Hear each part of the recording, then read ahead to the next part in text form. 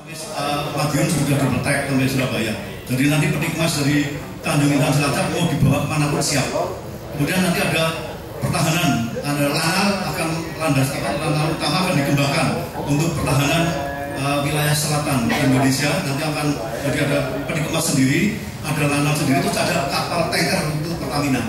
Jadi dari ini nanti pengembangannya akhirnya Cilacap malah Cilacap sini. Nah, akhirnya apa? Cilacap berencana tenaga uap PLTU dan sebagainya ada ribut protes dan sebagainya. Karena setelah ada PLTU dan sebagainya, UPI pada gede dan sebagainya. Nah, ini permasalahan sekalian. Dan semua permasalahan insya Allah ada jalan keluarnya, ada teknologinya. Dan teknologinya nanti mungkin akan diceritakan bagaimana mengatasi ini. Yang penting adalah kesiapan kita. Mau tidak mau, suka tidak suka mesti ada dampak dalam pembelajaran ini. Tapi bagaimana mengelola dampak negatif menjadi positif dan memperkecil dampak negatif ini dan memperbesar dampak positif, itu yang penting. Jadi harus ada penyamaan persepsi, pola pikirnya sama, harus ada cara pandangnya sama, tidak ada sudon dakmen di antara kita. Pokoknya pada sudon dakmen di antara kita repot, panasnya malah bahaya dan sebagainya. Melasih muskikannya kalau ada sudon dakmen, nanti di sini demo dan sebagainya. Untuk itu bangun komunikasi yang baik. Komunikasi yang baik harus ada penyamaan persepsi, pola pikir yang sama. Setelah politika sama harus ada silaturahmi, Pak. Jadi ini nanti Bapak Ibu sekalian jangan khawatir, ini baru tingkat kabupaten. Yang datang adalah tokoh-tokoh termasuk pengampu kepentingan, termasuk penjaga keamanan ketertiban di wilayah. Nanti Bapak Ibu kepengen kurang puas, nanti di tingkat RT RW siap ya Pak ya. Ada perpanjangan tangan ini mau yang kena dampak langsung, yang kena mungkin pembangunan jalan, kena apapun kelewatan dan sebagainya, jangan khawatir. Teman-teman saya sendiri akan hasilkan lah. Ya, tapi jangan sampai karena memang kita belum bukan alat pemuas ya. Jadi nggak usah sampai ditekan-tekan semuanya. Yang penting ada niat bersama. Niat bersama bahwa ini dilarang yang punya panas bumi di Banyumas. Ya, Banyumas punya kontribusi terhadap nasional 220.000 megawatt ini untuk kontribusi nasional. Kita nggak punya minyak, nggak punya gas alam. Jadi kita kontribusinya di Rio punya gas alam dan nanti insya Allah keuntungannya orang ngerti hitungannya isinya beda Banyumas bisa setahun 100 miliar lebih. Katanya kalau ada keuntungan 100 miliar lebih nanti tetes setiap kali ADD tambah, ADD desa tambah dan masyarakat nanti tambah insya Allah begitulah. Insya Allah apalagi nanti kalau CSR-nya jadi dan sebagainya. Ya, saya tidak akan banyak bicara. Nanti kalau panjang-panjang kasihan ibu-ibu, lebar-lebar kasihan bapak-bapak. Saya kira cukup sekian yang bisa kami sampaikan pada acara ini. Yang penting mari kita ikuti sosialisasi panas bumi ini. Jadi teori panas bumi seperti bapak ibu ketel waktu loh. Bapak ibu gawe medan ya, airnya tetap ditambah hujan terus ya, airnya tetap ada. Mudah-mudahan cuacanya baik juga. Termasuk perlindungan iklim mikro maupun iklim makronya. Kenapa milih akhirnya mungkin karena pasokan air dari Gusti Allah lewat air hujan dan akhirnya digorok mahma dari bawah ini tetap menguap dan uapnya ini yang dipakai uapnya ini yang jadi untuk membangkit tenaga listrik. Daripada uapnya dari pancuran itu tambahi pancuran jiji ya Pak Camat. Sing rame malah pancuran jiji, pancuran itu Bang, sekarang gitu tadi sing rame malah pancuran jiji dan sebagainya. Untuk itu perlu dikelola bagaimana uap-uap ini menjadi energi. Dan ini sunatullah ini. Energi ini sunatullah dan ini hak kita untuk ikrar membaca sunatullah bagaimana bermanfaat bagi makhluk hidup. Karena apapun yang ditekan oleh Tuhan insya Allah ada manfaatnya bagi makhluk hidup. Dan kita yang diberi amanah termasuk yang hadir ini adalah juga diberi amanah yang bagus, komunikasi pembangunan yang bagus, kita akan bisa mengawal kegiatan pembangunan panas bumi di wilayah kita untuk kesejahteraan umat manusia. Kepada teman-teman pers juga nanti ada waktunya untuk bisa komunikasi dengan teman-teman investor data alam energi untuk bisa komunikasi dengan baik, dan tolong kepada teman pers untuk merubah bahasa ilmiah panas bumi menjadi bahasa gaul. Ini kesulitannya gini, panas bumi banyak teorinya. Apakah di atas sumber panas itu ada reservoir air? Reservoir air ini seperti ketel yang di dalamnya air tadi untuk menggerakkan turbin. Nah karena itu yang kami harus jaga adalah air yang kami panaskan atau yang dipanaskan ini hanya kami dapatkannya. Dan kalau uap ini kita sudah pakai untuk menggerakkan turbin, uap ini pun akan kami kondensing menjadi air dan kita suntikan lagi ke dalam bumi. Dalam hal ini sirkulasinya sirkulasi tertutup. Karena itu kami sangat mengharapkan dengan sirkulasi tertutup ini umur panas bumi ataupun potensi panas bumi yang kami kembangkan itu bisa berumur di atas 100 tahun. Jadi selama sekian tahun kita membangkitkan listrik tanpa menggunakan bahan bakar, tapi memakai potensi panas yang ada di dalam bumi, termasuk juga dengan uap air yang ada.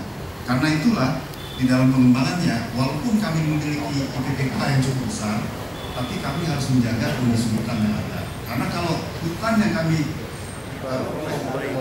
infrastruktur kapan Pak mulai infrastruktur dari Agustus 2015 itu yang tadi kita tunjukkan tadi ya, ada foto-foto yang di hutan tadi, ada itu kan ada Brebes.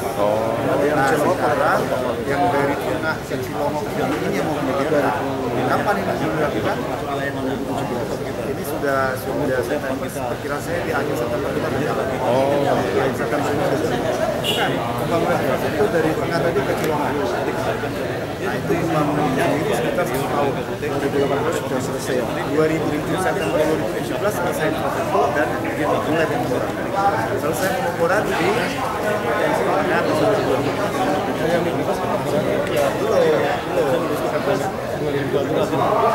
kita mau mulai dari Cilongok, tapi masih iya. Dulu rencananya dari Brebes, cuman karena dari tambahan tahun 2015, tapi nggak jadi dari Brebes, mulainya dari Cilongok. Berarti pertengahan 2018 itu rencananya rampung infrastruktur maupun eksplorasi. Eksploitasi mulai kapan? Nah, kalau eksploitasi itu kan pasti butuh beberapa persyaratan ya. Tadi FS.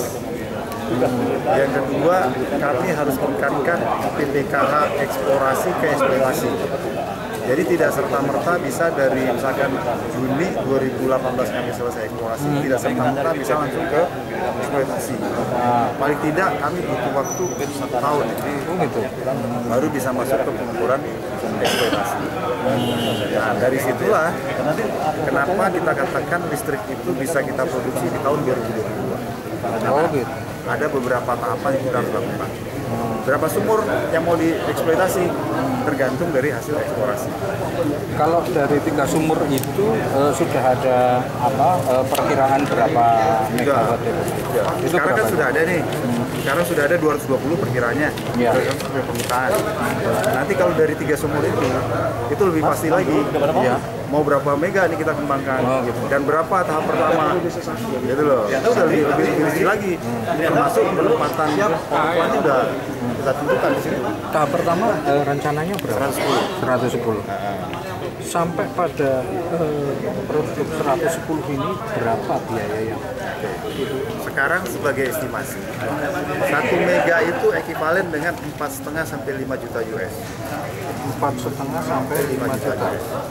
Jadi kalau untuk pengembangan 110, 3 kali aja 5, berarti 550 juta US. Iya Pak? Iya, kurang lebih begitu lah. Iya. Ambil dasarnya. Itu eksplorasi pertama ya Pak? Kalau eksplorasi itu sekali aja.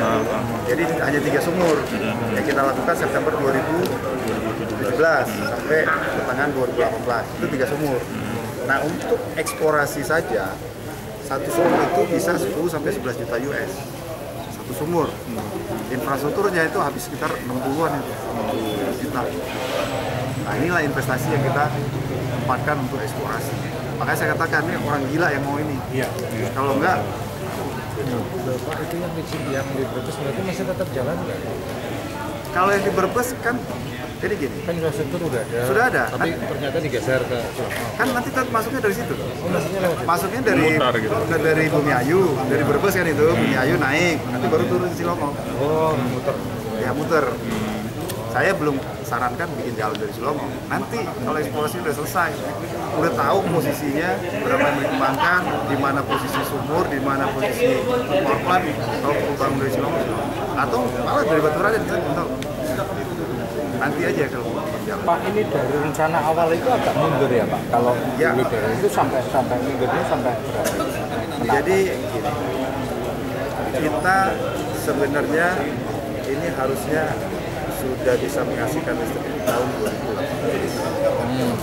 2018 ya. Sudah produksi ya. Cuman kan perizinan geothermal ini sangat banyak. Oke. Jadi terkendala waktu itu masalah perizinan tanah, perizinan air segala macam lah perizinan, sehingga kita baru efektif bisa melakukan pembongkaran hutan itu di Agustus tahun 2015. Kami punya WKP atau WPP dari tahun 2011, April 2011. Kami baru efektif bisa melakukan pembongkaran tanaman itu Agustus atau September 2015. Bisa dibayangkan sekian lama proses perizinan. Dan perizinannya cuma juga 1-2, belasan banyak. Berarti ini juga kritik kepada pemerintah yang ya, tapi zaman itu masih sulit. Tapi menjelang ke sini tahun 2015-2016 semua proses perizinan itu semakin lebih gampang. Pak, ini kan sangat padat modal. Ya artinya hanya orang gila yang